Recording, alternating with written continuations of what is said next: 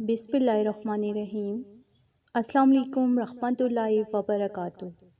آج رات 70 بار یہ آیت پڑھو، نصیب کے بند تالے کھل جائیں گے، صبح اٹھتے ہی گھر میں دولت کا طوفان آ جائے گا انشاءاللہ۔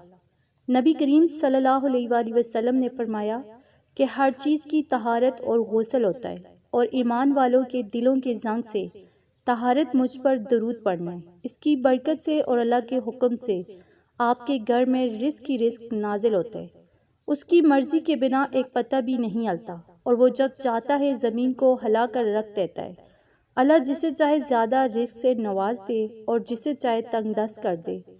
آپ اللہ سے اپنے رزق کی فراخی کی دعا کریں اور اس وظیفے پر عمل کریں، پھر دیکھیے گا کہ اللہ کیسے آپ کے رزق پہ برکتیں فرماتا ہے۔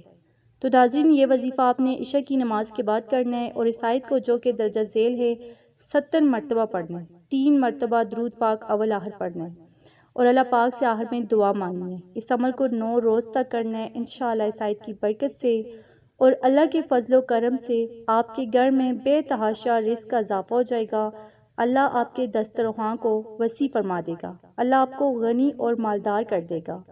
اللہ آپ کی زندگی میں خوشیوں کی بہاریں لے آئے گا۔ اگر آپ اپنے لیے دعا مانگنے سے پہلے دوسروں کے لیے دعا مانگیں گے تو انشاءاللہ آپ کی دعا ضرور قبول ہوگی۔ تو اس وظیفہ کی اجازت عام ہے۔ آپ نے یہ آیت پڑھنی ہے: لا الہ الا اللہ المالک الحق المبین۔ حضرت علی رضی اللہ تعالیٰ عنہ نے فرمایا کہ جو یہ آیت پڑھے گا، اللہ پاک اسے فقر و فاقہ سے نجات دے گا اور اس کا ٹھکانہ جنت میں ہوگا۔